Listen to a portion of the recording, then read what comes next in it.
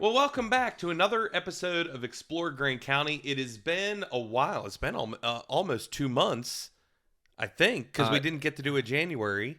We did one just before Christmas break, I think. Yeah, so And we decided if things were quiet, we would do them every 2 months, and things have been relatively quiet, JR. which is good. That's a good It's thing. good. So back with me, the superintendent of Grand County Schools, Mitch Webster. Thank you as always. Appreciate you coming in here and letting me drill you with these tough questions. Well, you've been pretty vanilla with your questions, and I do appreciate that. But there's not any question that I would dodge if it was pertinent to answer. But I do thank you for this opportunity. I've told the board and the steering committee and the central office that I want to do everything I can to communicate to the community at large what's going on in our schools. And this is just one avenue that I really, really enjoy, and thank you for the opportunity. Oh, you're welcome. Communication is key. It is key. It's absolutely even key. if at the end of the day we both disagree, at least we communicated our sides. Absolutely. And which is very important, very important. So we've got a few things going on here with the school. That's why we decided to hit one this month. Can we start right off with the big one that's going on tomorrow night and people might not know? We've got a regional basketball game going on at Petersburg High School. So it's Monday today.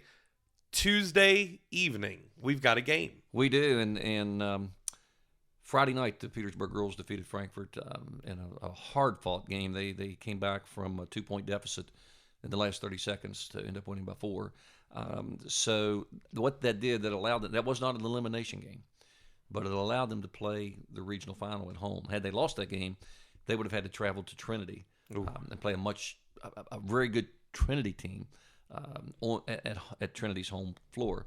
Now they get to play Braxton County, which still you've got to still play ball and win to beat Braxton County, but you don't have to travel. You get to play at home. So what that did, that allowed Petersburg to host the regional final.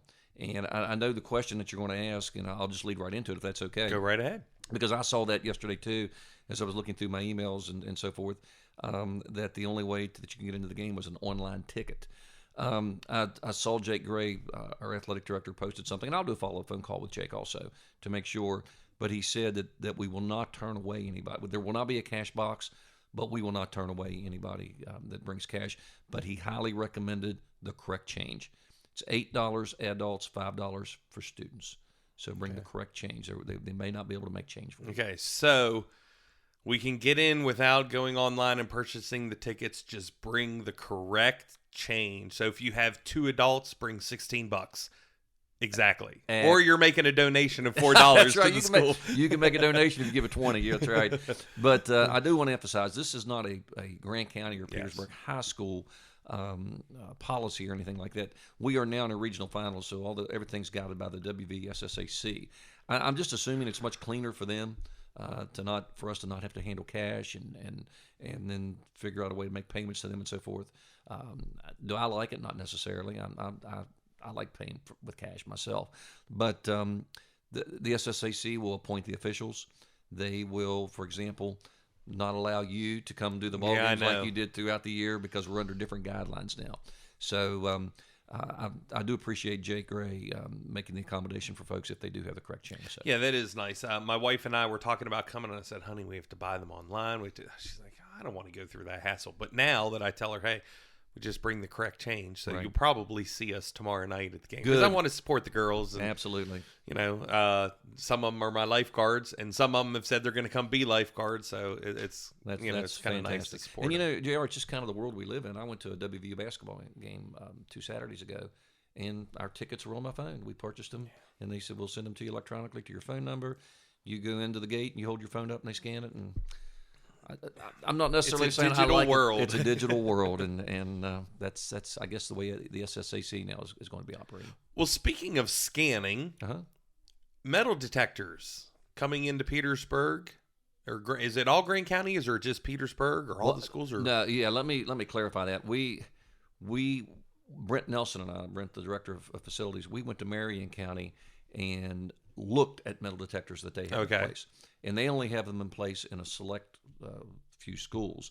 I think only 2 schools that currently have them in Marion County. And It's been a topic of discussion for some time. Will they make our schools safer? If so, how much do they cost? If we can afford them, how do we man them, and so forth. So we wanted to see them in action, and we went to Marion County and 2 different schools and watched the process as kids came through, and it's very similar to what you would see if you would go to an airport. Okay, they go to or a courthouse, or the difference is when you think about a courthouse, you might have 1 or 2 people. We're talking unloading over 600 students in about a 30-minute block time to try to get them through, unpack their backpack, put it on the table, slide it through. They get through the metal detector, put everything else back in their backpack. It's a very time-consuming operation. So that's one of the concerns that we have. How do we minimize the time? The other concern we have, both schools that we went to had 1 point of entry. Our major high school, Petersburg High School, has 2 points of entry. So we would need 2 sets, and each set, they had about 6 to 8 people manning it every morning. Where we would find those set of hands, I'm not sure. What do you consider your 2 sets? Is it just your 2 points of entry? The front is where our... Okay, so there's 2 doors on the front of the school. Well, but in the back is where all the bus students come in. I didn't know that. Yes, the bus students come in the back. They come around the back way and get dropped off there. And then anybody that's a car rider comes through the front. I'd say I didn't know that. It's right. So been a few years since I've been out of school. That has changed, made it much easier to get our kids in and off the buses. But therefore, we would have to have 2 sets or change the way we do things. And we would probably have to change our bus times because we don't have, I think in Marion County, they had like a 40-minute time from their first bus until school started. We don't have that much time. So we would have to expand that. So there's a lot that goes into it. Also, they have, once school starts, they have an officer that mans it all day long, in addition to the regular pro officer they have in their building. We don't have that resource right now. Yeah. So that's a tough one to kind of handle because, and one of the questions I was going to ask is, well, so someone comes through the metal detector, sets it off, and then pulls a gun. Well, if there's no one there, what good did the metal detector do? Exactly. You know, and Brent, and you bring up a very good point. Brent and I watched that also, and we thought, this kid comes through, the metal detector goes off, and there are all kinds of people around. What if that person then decided, okay, I'll pull my gun out right here? The metal detector will help, but it's not going to prevent everything. It would be another resource that you're adding. There are a lot of things I think we would need to consider and work out, not just the funding part. And the funding in Marion County was done by their county commission. They brought them on a trial basis and only put them in 2 schools to see how it would work. And they're also paying for that officer to be there. So, what do you know what the cost was on the metal detector? You know, I think, and the ones that Brent Nelson had originally looked at were somewhere in the neighborhood of $130,000. The Marion County are like 13, maybe 18,000. It was less than 20,000. I'm pretty sure. It wasn't bad at all. So do they have a metal detector, like you walk through the metal detector, but then they have a scanner that they put their bag through, or did someone go through each bag as they were coming? What they do, they take anything out of their bag that they think will set it off. For example, any kind of electric device will set it off. So they'll take anything out they think will set it off and put it in one of the trays. And then they walk. So they don't have like an X-ray like at the airport where they see what's in the bag. So then if they go through and it still gets set off, then they are directed to the office where they are scanned by the principal in private to see what that might be that's setting that off. Okay. And it does have 3 settings, and one setting will pick up everything. Second setting picks up most things, and then the third setting is designed, so they say, to only pick up a weapon. So you could theoretically put it on that setting where it's only designed to pick up the weapon. Okay. So, yeah, a lot of cost involved in that, manpower. So you would actually need 2 officers then, also. We would need 2 officers for the entire day, and then we would need about 6 people minimum at each door to help work them through to get those kids through. So there's a lot more to it than just, well, let's get metal detectors. Yeah. And I want to do everything we can, as I know everybody does, to keep our schools safe.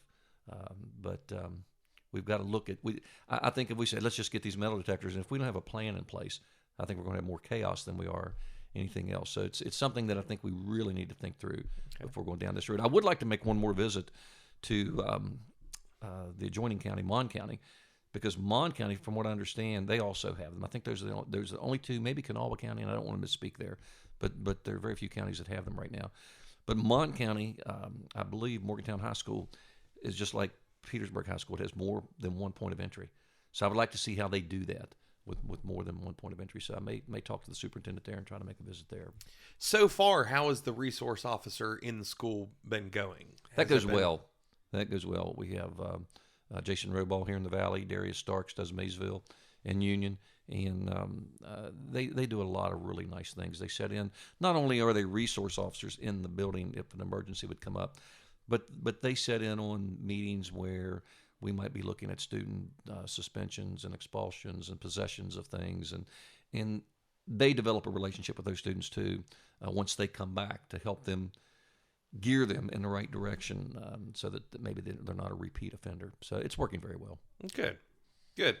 So next topic that we were just going to discuss were the consultants that have been brought into the county. Yes, and the reason that I want to talk about that for just a minute, and you mentioned at the outset that the communication is the key, and we have, when I became superintendent, we restarted the steering committee. It's made up of a wide variety of folks from all walks of life in the county that I think have well-meaning intentions of wanting the school system to move forward in the right direction. And one of the folks on the steering committee approached me a couple weeks ago and said, Mr. Webster, just want to know, I'm hearing these questions about consultants. How are they paid? Why do we have them? What do they do? And so forth. So I thought, that's a good question. I would want to know that.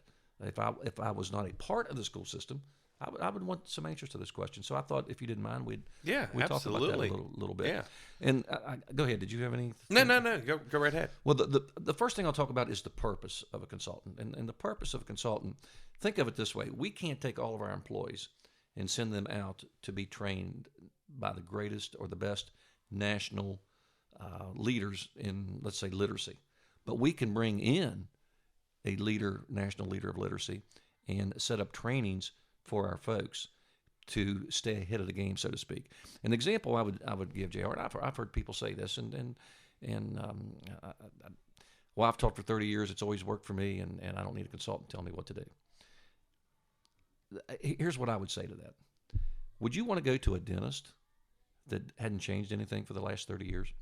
Would you want to go to a doctor who still performs surgeries the way they did 30, 40 years ago with all the new... Yeah, there's new technology. Yes, there's new technology. New knowledge. New knowledge. So as things develop, and what we're really finding, it's really interesting, we started this probably 10 years ago in Grant County with the Reading Initiative when Dr. Bolton was here. What we are finding now, what she initiated, is what the state superintendent has now made the top priority, and it's called the science of reading. And it's the realization that probably the way you and I, at least me, I'm a lot older than you, the way we were taught reading, it worked for some, but not all. And for those that didn't get it, they probably never got it. And what the science of reading is showing us is that everybody learns differently, and the brain functions, different parts of the brain function differently.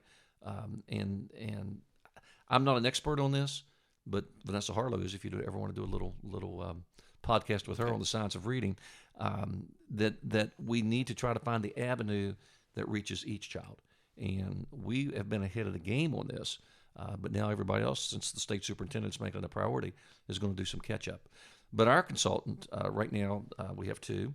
We have a lady by the name of Judy Dotson, who just happens to be here this week. She's been with us for several years. She was the one who started working with us after we had the initial training on the science of reading that Dr. Bolton ran through a lady by the name of Dr. Tolman. Judy comes from Colorado. When she is here, she goes with Vanessa Harlow, who's our curriculum director, out into all of our schools and observes some classrooms. Then she works with Vanessa on some trainings she thinks would help our teachers better deliver reading instruction. So that's where our primary focus is with our consultants. It's on reading instruction in the early grades, primarily pre-K through 2. How does she get paid? Well, that's a good question, and I want to make sure that everybody knows this. Not 1 cent of how she gets paid comes from county or state funds. We receive federal money every year that is earmarked, must be spent on professional development. So it's paid for through federal money that is earmarked. We can't take that federal money and say, we need to put a roof on Petersburg Elementary. Let's do that. We're federal money is a lot of the times they are very specific on how it has to be spent, and it's audited very closely. And if it's out of whack a little bit, they'll let us know real quick. So those consultants are used for that purpose, to bring that specialized training into our teachers that they don't have, because for a variety of reasons. And one of the reasons, JR, we're getting a lot of teachers now that don't even go through a 4-year teaching program. And we had talked about that because of the shortage of teachers. Right. So they don't have that training that you might get in a 4-year program. And even the 4-year programs, and this is the disappointing part to me, a lot of the 4-year programs don't offer the science of reading background that we so desperately need. Because if a child can't read, nothing else, they're not going to be successful in anything else, most likely. So, and there are major studies on this that have linked success to your reading. Absolutely. I mean, it's amazing. People would, if you actually took the time to look at the data, people would be shocked at how important reading is. Absolutely. And we all know, and I know it's repeated so much, but it is so important. If they can't read by 3rd grade, when they finish 3rd grade, if they're not on level, then they're going to struggle probably most of their school years. I want to talk also about the results, because we wouldn't, what's the definition of insanity? Doing the same thing over and over and expecting a different result. When Judy Dotson came and started working in Grant County as a consultant, our reading scores were not good compared to the rest of the state. We were like in the 30s or 40s out of 55 counties. We moved within a couple years to 5th. After COVID, we still remain in the top 10, top 12 area. But we don't want that to slip to 19, 20, then 30, and the next thing you know, you're old status quo again. So we have continued to utilize Judy to do she's on top of her game to help us keep and stay on top of our game.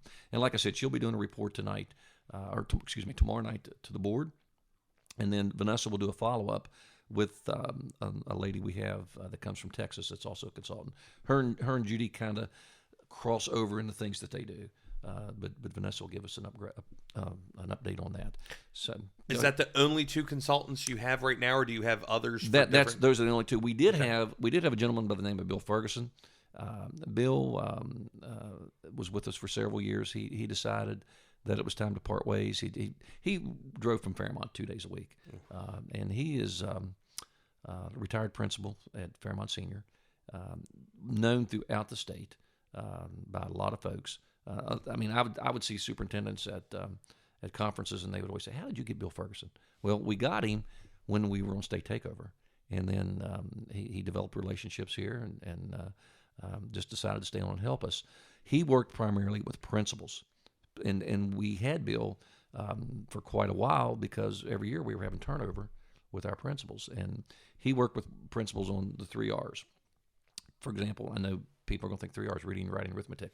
He said the 3 R's were relationships. Relationships. So you've got to build good relationships with your staff and students. Then relevance. Students need to know that what they're doing is relevant. How does this affect me in the real world someday? And then on top of that, the top R is rigor. And if you can build that relationship with your students and staff, if you can show that what you're doing has relevance, then when you give rigorous material to them, they're going to excel. So he worked with principals. That's just one example. The other thing he did a lot of was helping them with distributive leadership. I think principals, and sometimes superintendents, we think we need to lead in everything. And he said the easiest thing and smartest thing and best thing you can do as a leader is to distribute that leadership and then hold people accountable. So those are just some examples of things he did with leadership, but he's not with us anymore. But that's why a lot of people sometimes burn out, because they're trying to do it all themselves instead of delegating. Absolutely. Delegating is one of the hardest things to do. And I know, and I have found that, and I've gotten much better. And Bill helped me get better at that. And he told me that if he were a principal again, at Fairmont Senior or in Marion County or anywhere, he thinks he would be a much better principal, because he had to learn that the hard way. So he worked with our principals on that. Those were just a couple things. But he felt about midway through this year that our principals were doing well. number one, and number two, that it was just beginning to be a drag on him. And I told him, Bill, anytime you start feeling that way, I don't want you to have to feel like you're committed to us. And we're still great friends. I probably call him about once a week, or he calls me, but he is no longer working with us. So he worked with leadership, Judy Dotson and Danielle Calvin, the other lady.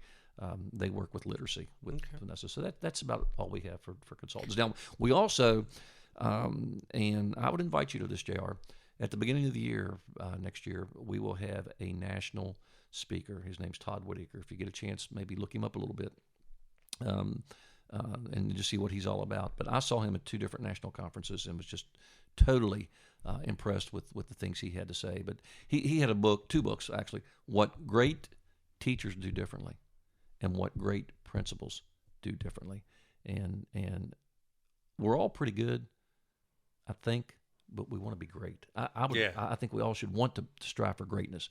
And he in his books, he talks about what separates those that are great. So we're going to get him for opening day to speak to our whole staff at the Landis Center, and I would invite you to that because of the interest that I know you have in our educational system.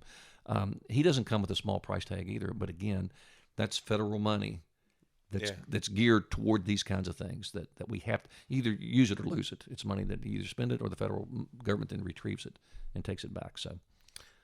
Another question for you, something you had said earlier. If you don't know, that's fine. We can hit it in another podcast. But you had said we were 10th or 12th with reading. How do we stack up with our other subjects? And that's a good point. I don't necessarily agree with this, but we only look at reading and math scores to determine the success of our schools. It's from the state. Well, how's math then? Math, I think we were 12th in reading this past year, 13th in math. Okay. We're still in the top 15. And it's out of 55 counties. Out of 55 counties. And that's based on is that all of Grant County, or is that just Petersburg? No, that's all of Grant County. So if we go back, and I'm not looking down on anyone, if we take out Union, we're probably better, because wasn't Union the bottom of the state? Yes. So Union is working really hard to come up. Union is working extremely hard. I'm getting off subject here just a little bit, but Lori has done a tremendous job at Union on getting the focus back on instruction and student achievement. And she took an old room that was basically a storage room and turned it into a conference room at Union where they hold their meetings. And they have one wall that is nothing but student data. And they have every student at Union, and they take their baseline score on their first star benchmark, and they put their score. They have 3 levels. Are you red? Are you yellow? Are you green? And every student, wherever they fell, it's on that wall somewhere. And each time they take a benchmark, the goal is, obviously, to move that student up. And, of course, Lori, if you know Lori, it's not moving as quick as she would like for it to, but it's making gains. So I think what you just said is an extremely valid point. We're doing the right things at Union. We have actually, and I'm glad you brought that up, because it's not necessarily a consultant, but we do have a lady from the State Department that works with Lori on helping with teaching strategies and so forth that they have implemented at Union. That when I go up there and just peek into the classrooms, I just see great things taking place. So I think we're a lot of times those changes don't have the effect the first year. But I think we're going to see that within year 2 and year 3 at Union, and that'll help that county score of 12 and 13 maybe drop back into the top 10. Yeah, and that's pretty good for Grant County if we're near the 10, hovering there. That's pretty decent. That's really good, and I'll tell you why. If you look at the counties that are ahead of us, every one of those counties, and we do, and I really want to thank the taxpayers of Grant County. We have a levy right now, I think. And I don't want to misspeak again. It's about maybe 11% levy, 11.5, something like that. That's just done wonders for a lot of the things that we've been able to do. But the counties that are ahead of us are like Mon County and Putnam County and Marion County. They have 100% levies, and they're very close to universities, whether it's Marshall or Fairmont or WVU. So there's just a really high emphasis on not just education, but higher education. And you would think with those resources that they might do better. Yeah. So I'm very proud of our students and our staff and our community at large that we can compete and be in that top 10, top 12. But there's no doubt in my mind we can move it back to number 5 where we were prior to the COVID. Good.